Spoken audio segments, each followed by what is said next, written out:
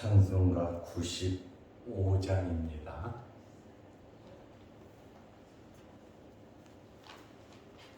찬송가 95장.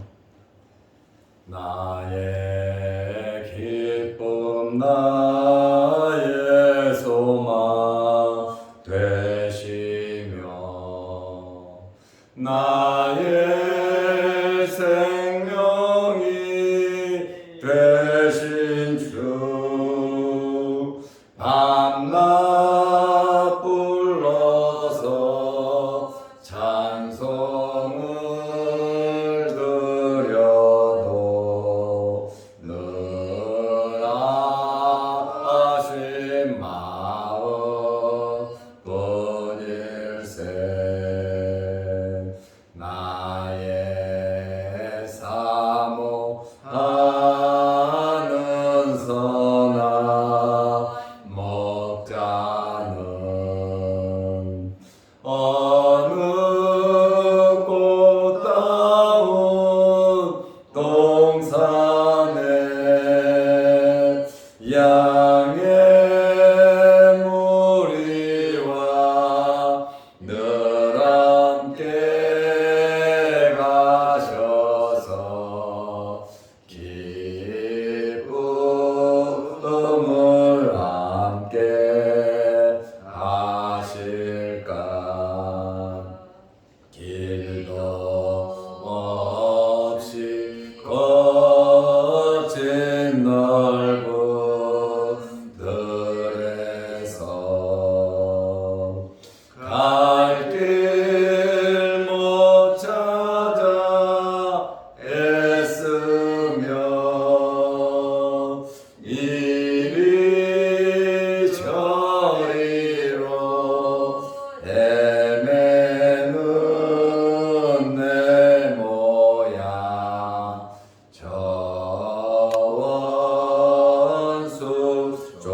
저원숙조로 하도다. 주의 자비롭고 와편한 얼굴 모든 천사도 반기며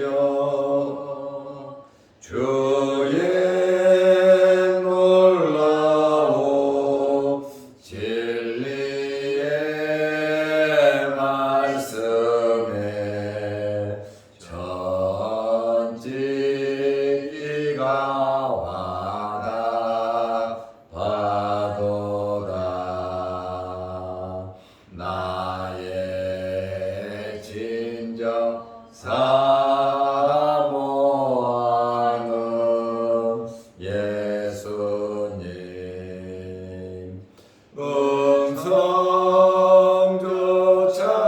음성조차도 반갑고 나의 생명과 나의 참 소망은 오직 주 예수 뿐일세.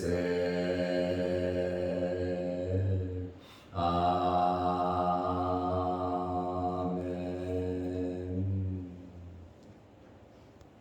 사도신경으로 우리의 신앙을 고백하겠습니다. 전능하사 천지를 만드신 하나님 아버지를 내가 믿사오며 그 내 아들 우리 주 예수 그리스도를 믿사오니 이는 성령으로 잉태하사 동정녀 마리아에게 나시고 본디오 빌라도에게 고난을 받으사 십자가에 못 박혀 죽으시고 장사한 지 사흘 만에 죽은 자 가운데서 다시 살아나시며 하늘에 오르사 전능하신 하나님 우편에 앉아 계시다가 저리로서 산 자와 죽은 자를 심판하러 오시리라. 성령을 믿사오며 거룩한 공회와 성도가 서로 교통하는 것과 죄를 사하여 주시는 것과 몸이 다시 사는 것과 영원히 사는 것을 믿사옵나이다. 아멘. 하나님의 말씀 누가복음 9장 37절에서 40절 말씀까지입니다. 이튿날 산에서 내려오시니 큰 무리가 맞을세. 무리 중에 한 사람이 소리 질러 이르되 선생님 청컨대 내 아들을 돌보아 주옵소서. 이는 내 외아들이니이다. 귀신이 그를 잡아 갑자기 부르짖게 하고 경련을 일으켜 거품을 흘리게 하며 몹시 상하게 하고야 겨우 떠나가나이다. 당신의 제자들에게 내쫓아 주기를 구하였으나 그들이 능히 못하더이다. 아멘. 40절 말씀까지 보았습니다. 오늘 우리 이용철 장로님께서 축하를 받아야 할 날인 것 같습니다. 어제 손녀가 건강하게 태어났습니다.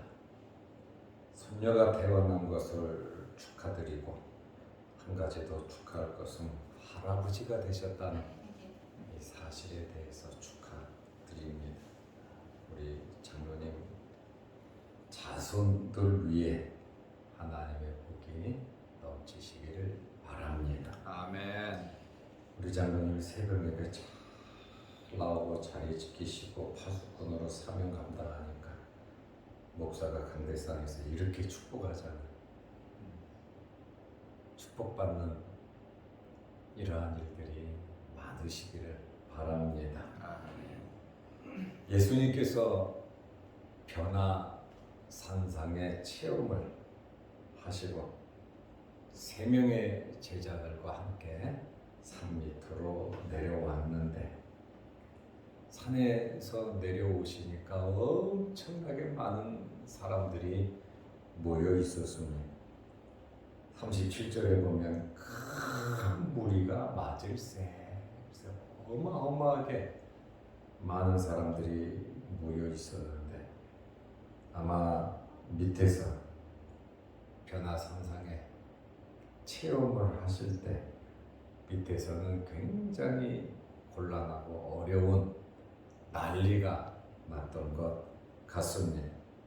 예수님이 내려오시니까 큰 무리가 예수님을 맞이했고 누가복음 9장 38절에 보면 무리 중에 한 사람이 소리질러 이르되 굉장히 많은 무리가 모여 있었는데 이름은 나와 있지 않는 한 사람이 소리질러 이르되 이건 굉장히 큰 소리,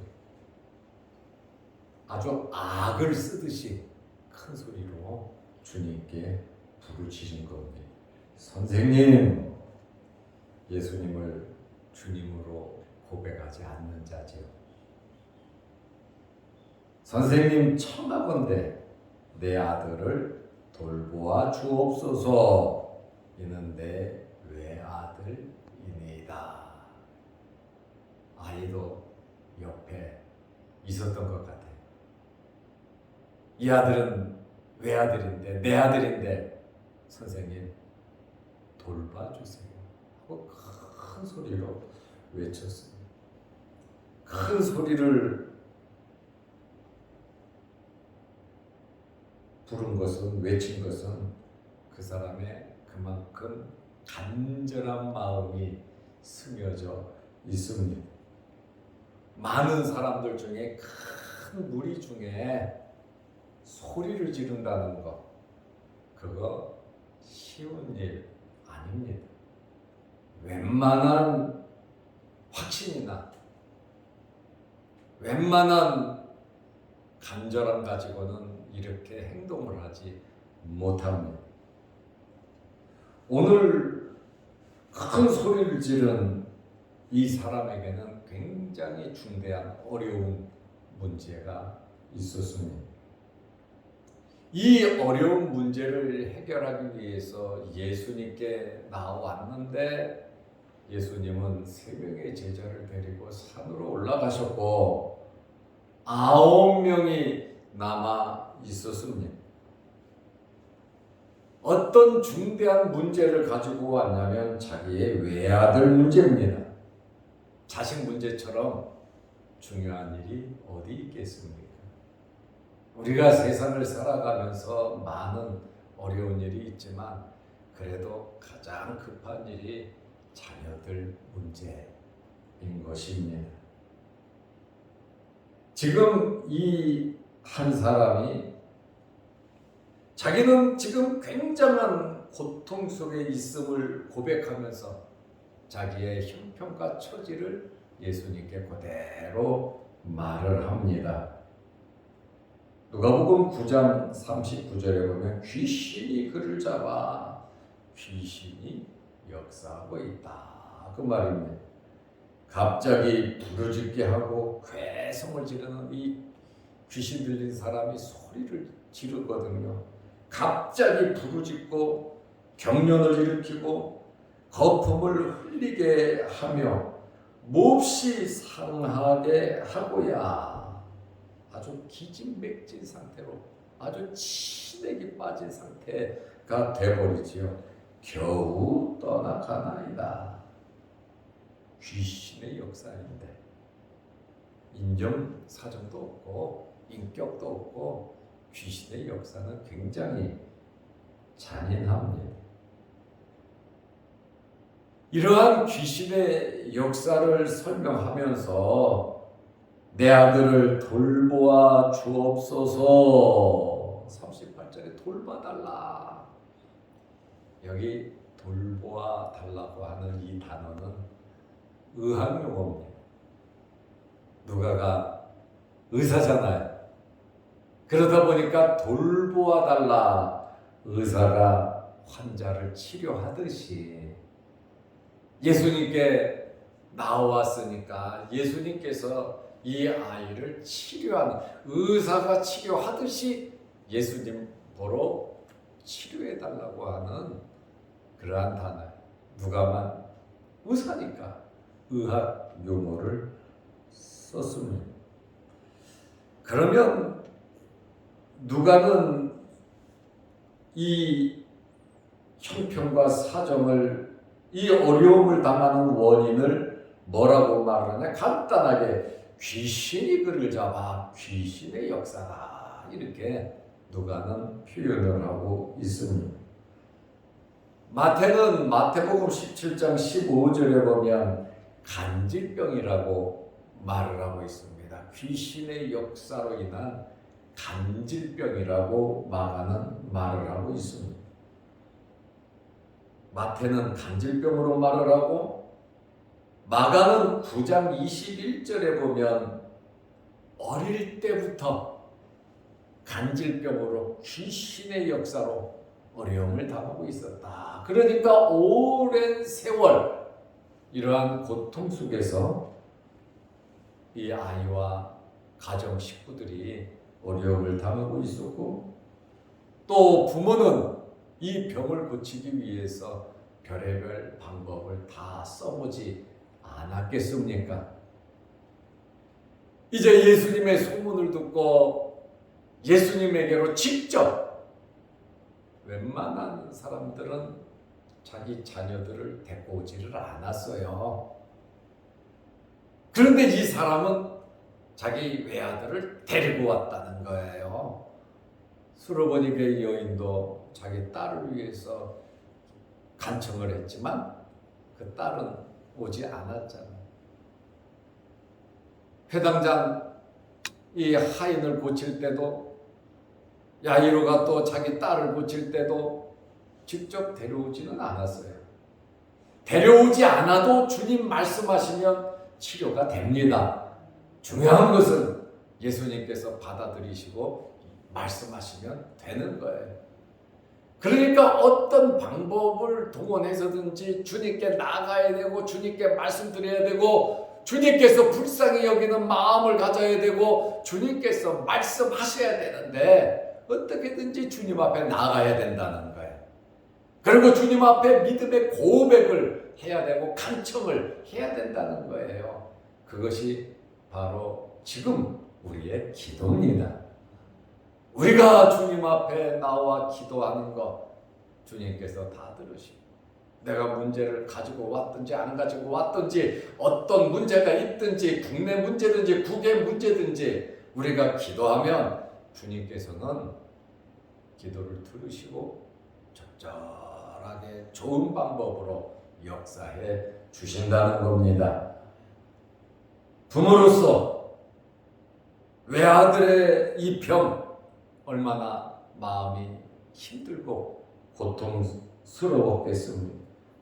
그리고 엄청난 재산을 다 투자하면서 이 아이를 고치려고 애를 썼을 것이고, 경제적으로 어려웠다면 여러 방법을 많이 쓰지는 못했겠지요. 그러나 자기 외아들을 고치기 위해서 최선을 다한 것만큼은 틀림이 없다는 거예요.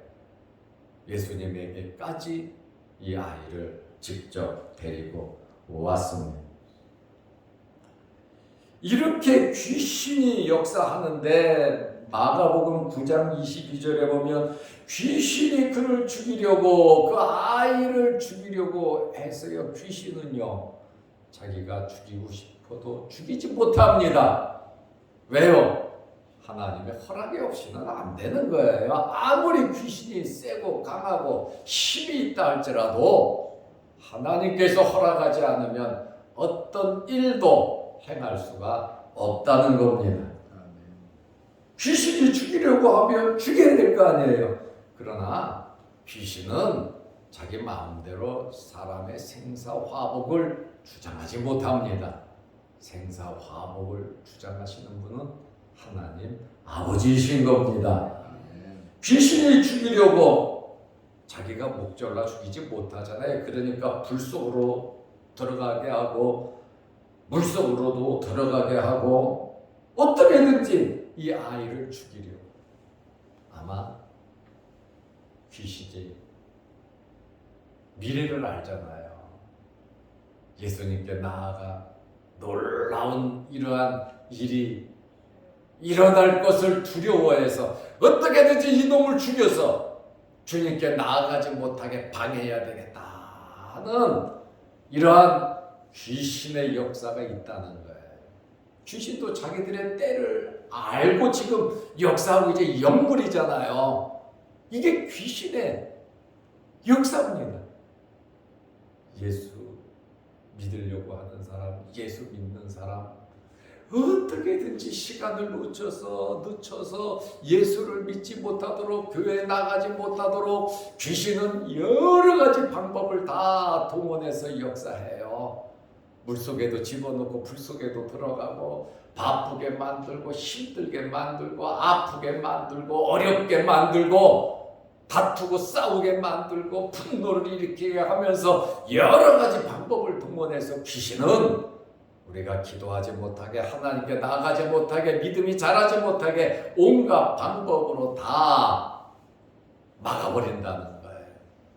그렇지만 귀신도 자기 마음대로는 안 된다. 그렇다고 하면 예수님께 나아가지도 못했겠죠.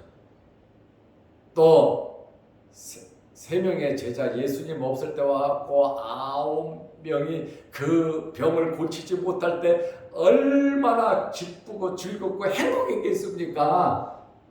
그리고서 딱 끌고 가버리려고 했는데 마음대로, 귀신은 자기 마음대로 일을 하지 못합니다. 어느 정도 효과는 얻었어요. 예수님 오시기 전에 산 밑에서.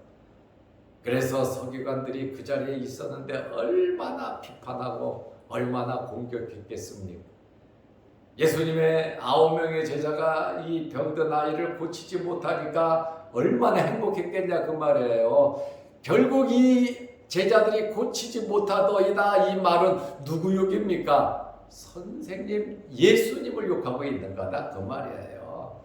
그러니까 제자들이 잘못되면, 교인들이 잘못되면 교회가, 목사가 하나님께 누가 되는 거예요. 전체를 대표하는 것이 우리의 삶인 것입니다.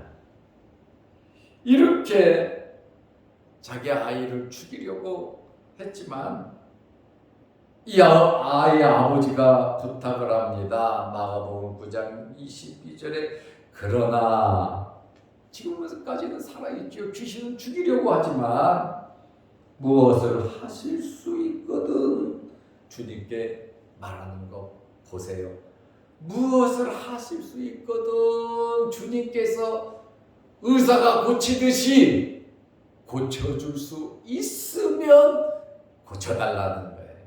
고칠 수 없으면 관투라는 이야기죠. 우리를 불쌍히 여기사 도와주옵소서. 참 이런 말을 들을 때 예수님께서 참 기가 막힐 거예요. 하실 수 있으면 주님 고쳐주세요. 선생님 하실 수 있으면 고쳐주세요. 그러나 주님은 100% 하십니다. 전능하신 분이십니다. 예수님께서 여기에서 하실 수 있으면, 무엇을 하실 수 있으면 이렇게 말하는 사람에게 무엇을 강조하고 계십니까? 마가복음 9장 23절에 예수께서 이르실 때 그 아버지의 이야기를 듣고 예수님께서 말씀하십니다. 야, 할 수 있거든이 무슨 말이냐? 할 수 있거든이 도대체 지금 내 앞에 와서 그게 할 소리냐?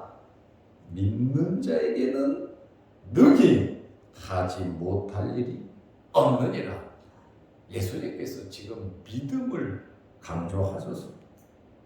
믿음에는 역사가 나타나는데 믿음은 두 가지 믿음이 있다 그랬죠. 첫째는 예수를 믿음으로 구원을 받는 믿음이에요. 예수 믿고 구원받음으로 하나님의 자녀가 됐잖아요. 그런데 예수를 믿고 구원받으면 아무것도 몰라요. 그런데 신앙생활하면서 잘하는 거예요. 씨를 뿌리고 물을 줬잖아요. 그런데 그거를 잘하게 하시는 분이, 생명을 주시는 분이 하나님이신데 예수 믿고 구원을 받았으면 이제 믿음이 자라야 되거든요. 그래서 믿음은 두 가지인데 구원 얻는 믿음하고 자라는 믿음 두 가지가 있어요. 어렵고 힘들고 감당 못하는 것은 예수 믿고 구원은 받아 하나님의 자녀가 됐는데 믿음이 자라지 못해서 그렇습니다. 똑같은 어려움을 당했는데, 고통을 당했는데 어떤 사람은 감사함금을 내면서 할렐루야 하고 어떤 사람은 교회를 떠나갑니다. 똑같은 어려움인데 왜 이런 반응이 나타나냐면 믿음이 있느냐 없느냐의 차이입니다. 하나님께 똑같은 일을 당했는데 감사하는 사람이 있고 원망 불평하고 교회를 떠나는 사람이 있다는 거예요. 그것이 뭐냐면 믿음의 차이인 것입니다. 오늘 예수님께서 이 아버지에게 하는 말씀이에요. 또한 우리에게 하시는 말씀이에요. 할 수 있거든이 무슨 말이냐?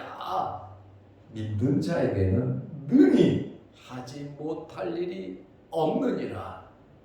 여러분, 믿는 자로서 능력을 나타내시기를 바랍니다.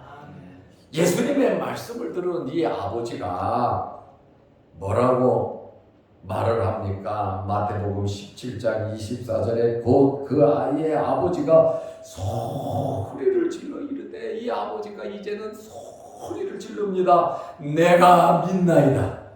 주님의 말씀을 듣고 마음에 뜨고 마음에 감동, 내가 믿나이다.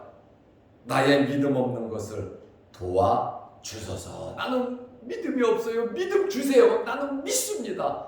믿음 주시는 분은 예수 그리스도입니다. 잘하게 하시는 분이 하나님이십니다. 그래서 믿음 달라고 이 아버지가 간청을 하죠.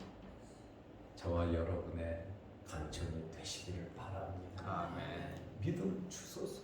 믿음 주소서. 어디까지 자라야 합니까? 예수 그리스도에게까지 자라야 하는데 이 땅에서는 완전한 우애까지 끝까지 자라는 게 없어요. 그러니 우리는 세상 떠나는 그날까지 우리 믿음이 성장하고 성숙해야 하는 것입니다. 그런데 이 아버지가 뭐라고 말하냐면 9명의 제자들은 이 아이를 고치지 못했다고 말을 합니다. 누가복음 9장 40절에 당신의 제자들에게 제자나 선생은 같잖아요. 9명이 남아있었고 그 9명의 제자들에게 내쫓아 주기를 구하였으나 구했다 그러잖아요. 내쫓아 주기를 구하였으냐 그들이 능히 못하더이다. 9명의 제자들, 이 제자들의 무능력이 나타났고 결국 이 무능력은 누구의 무능력이 되냐? 예수님의 무능력이 되는. 마귀의 역사는 여기까지로 해서 끝내려고 했는데 누가 나타났습니까? 예수님께서 내려가자 하고 제자들을 끌고 내려왔잖아요. 베드로는 여기가 있는 곳이 좋사오니 그랬고요. 세상에서 해야 할 일이 참 우리는 많아요. 교회만 있어서 안 돼요. 내가 성경 보고 기도만 해서도 안 돼요. 우리는 은혜 받고 세상 속으로 들어가야 합니다. 세상 속에서 하나님의 일을, 하나님의 자녀로서의 일을 우리는 해야 되는 것입니다. 이 많은 사람들 중에 서기관들도 있었거든요. 서기관들이 얼마나 야유를 하면서 예수도 별거 없어. 예수님의 제자들 하지 못하잖아. 그런데 예수님의 이 제자들은 2명씩 파송받았을 때 귀신 쫓아내고 병자 고치고 많은 체험을 했어요. 주님의 말씀을 듣고 순종할 때 놀라운 역사가 일어났는데 그것이 계속 유지가 안 됐다는 거예요. 한번 믿음이 올라가면 내려가지 않느냐? 그렇지가 않아요. 믿음은 올라가기도 하고 내려가기도 하는 것이거든요. 이러한 경험을 했던 제자들이 아이의 병을 고치지 못했다라고 하는 사실입니다. 제자들이 예수의 이름으로 귀신을 쫓아내 주어야 하는데 하지 못한 것은 문제가 뭐냐? 제자들에게도 믿음이 없었기 때문이고 그 아버지에게도 믿음이 없었기 때문이고 믿음에는 누구라도 믿음으로 나아갔다면 역사가 나타났을 겁니다. 그러나 본인들도 제자들도 믿음이 없었어요. 인간적인 생각만 한 거예요. 옛날에 했던 방법으로 하니까 됩니까? 그거는 직업이고 우리는 사역을 해야 되는 겁니다.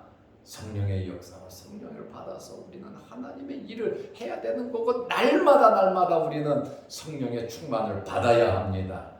이스라엘 사람들이 만나를 먹었듯이 우리는 날마다 하늘의 양식을 먹어야 하는 겁니다. 일용할 양식을 주옵시고 이러한 은혜 안에 믿음 안에 역사 안에 또한 저와 여러분들이 놀라운 일을 이루어갈 수 있는 믿음의 사람들 역사를 이루는 귀한 성도들이 다 되시기를 주의 이름으로 축원합니다. 기도하겠습니다. 아버지 하나님, 우리 이용철 장로님 가정에 어제 손녀가 태어나게 하심을 감사합니다. 건강하게 잘 자라게 하시고 며느리에게도 빠른 회복과 건강함을 허락하여 주셔서 우리 장로님 가문에 많은 자손의 복을 내려 주옵소서. 새벽을 지키며 날마다 기도하며 하나님의 나라를 위하여 힘쓰고 애쓰는 우리 장로님 또 권사님의 신앙이 자녀 손들에게 대를 이어 나가게 하옵소서. 오늘도 이 새벽에 우리를 불러주시고 함께 모여 예배드리며 기도하게 하시니 감사합니다. 우리 장로님들의 기도 제목, 우리 권사님들의 그 간절한 기도 제목, 또한 영상을 보면서 함께 기도하는 성도들의 간절한 기도 제목을 주님께서 응답하여 주시옵소서. 아멘. 주님을 만남으로 오늘 이 가정의 문제가 해결되는 것처럼 우리를 만남으로 우리의 기도를 통하여 하나님의 거룩한 역사가 오늘도 나타나게 하여 주옵소서. 예수님의 이름으로 기도드리옵나이다. 아멘. 하늘에 계신 우리 아버지여, 이름이 거룩히 여김을 받으시오며 나라의 임하옵시며 뜻이 하늘에서 이룬 것 같이 땅에서도 이루어지이다. 오늘날 우리에게 일용할 양식을 주옵시고 우리가 우리에게 죄 지은 자를 사하여 준 것 같이 우리 죄를 사하여 주옵시고 우리를 시험에 들게 하지 마옵시고 다만 악에서 구하옵소서. 대개의 나라와 권세와 영광이 아버지께 영원히 있사옵나이다. 아멘. 자유롭게 기도하시기 바랍니다.